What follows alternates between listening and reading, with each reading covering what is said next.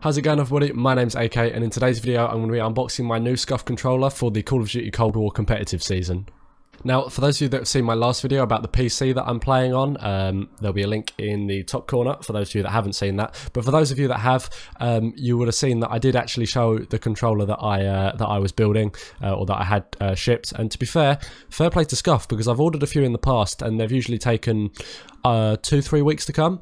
But this one, I want to say about 5-6 days, so it's actually really quick to ship this one, which I'm really happy about. It means I've definitely got my controller in time for the beta. In fact, that doesn't even come out for a month. That's why I ordered it so early, so that I knew it would be there in time, but it's already here. So we're going to be doing an unboxing video today, basically just showing off what the controller looks like, what I've got. I won't be doing a review today because I think it's not exactly fair to do a review after playing it for 30 minutes. Maybe after the beta, I'll do a full-on review about everything that I like or perhaps dislike about the controller, but expect that sometime soon.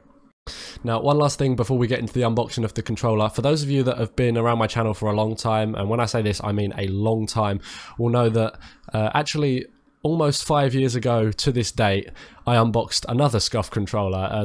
One of the first videos I actually uploaded on my YouTube channel was me unboxing an Xbox One SCUF, and I still have that controller here, and for those of you that don't believe, I'll put up a screenshot of the video. It is private now, but I'll put a screenshot of that video up on screen now so that you can see that I did in fact unbox that controller. So yeah, that was rather embarrassing, and the more embarrassing thing is that video actually got 250 views, so judging by my current channel statistics, I don't even know if this one will beat that, so I don't really know how it feels that 12-year-old me is currently beating me on YouTube statistics, but I guess that's just something we got to live with. But anyway, that's enough talking. Time to get into the unboxing of the controller.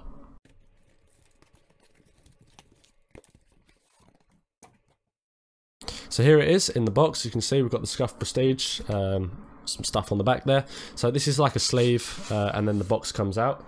Now the box actually looks really nice. It's sort of got a hex design on it. I don't know whether the camera is in high enough definition to show that. What I'll do is I'll just quickly compare this to the other SCUF box. This one is actually quite a lot nicer than the previous ones. Sorry about that, I had a problem with my mic, so you might have noticed the room's got a lot darker. It's taken me a good half hour to fix, but it's fixed now, so let's continue with the unboxing.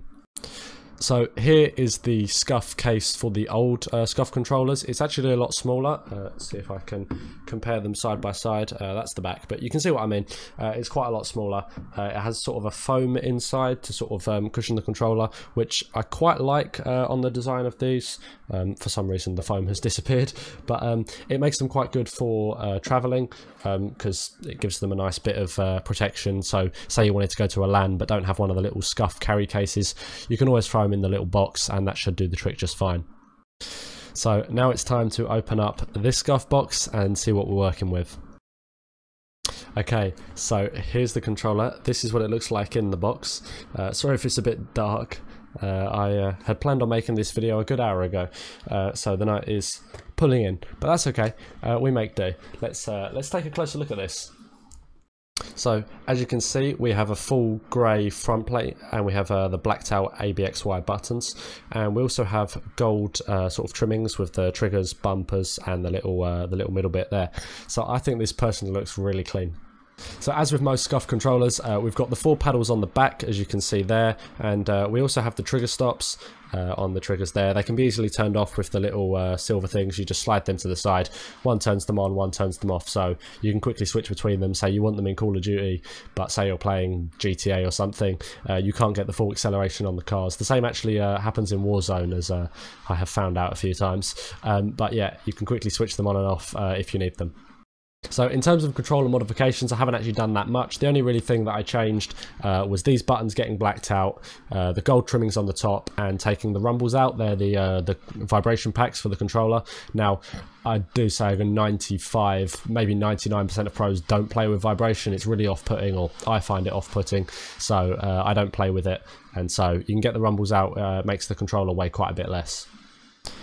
So a few of you might be wondering, why have I gone for an Xbox controller as opposed to say a PS or an Astro controller or something. Now the truth is, one, I love Xbox controllers. I really love the feel of them. They fit my hands really nicely. I just find them really comfortable to play with. And the second one is a bit more of a scientific, well, not really scientific, but a bit more of a sort of competitive minded thinking. They actually have the lowest input delay of pretty much any controller on the market right now. So you go for an Xbox controller, you're taking a good few milliseconds off the input delay, which I don't really know how much of an impact it actually has, but I think better to be on the safe side, go for the lowest input delay, and yeah, that hopefully will give us a bit of an advantage. So also in the box you get a spare pair of triggers and the SCUF keys for adjusting the hair triggers and the EMR. If you don't know what the EMR is, it basically means you can remap any of the paddles to pretty much any of the buttons on the front, be that the A, B, X, Y, which they're already set to, but also the little D-pad for score streaks and even the menu buttons. I'm not sure why you'd want to do it, but you can if you want to.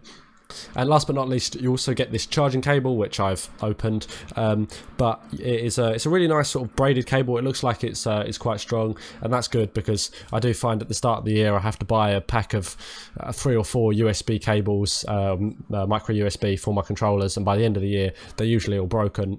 Not because I'm particularly reckless, but just constant use, and in the charging things they can get bent and they end up breaking. So this looks like a nice, good, durable cable, which hopefully should mean I won't have to buy them this year. So that's about it for the video. Hopefully you guys enjoyed. What I'm going to do is I'm going to do a review of the controller after the beta. So once I've had a bit of time to play with it, see how I like it, see if there's anything I do like, anything maybe I don't like, and then I'll get a review video out to you after that. So one final thing is, if you don't actually have any creator that you want to support but you do want to buy a controller of yourself, the code LOYALSCUF gets you 7% off. This is more than the 5% that the creator codes give you. So I mean, if you've got someone you want to support, go for it, support them. That's a nice thing to do. But if you don't and you're looking for the best deal, code LOYALSCUF written at the top there, paste that in and you'll get 7% off. So that's about it for the video. Hopefully you guys enjoyed. If you did, be sure to smash the like button, and I'll catch you all soon. Have a good one.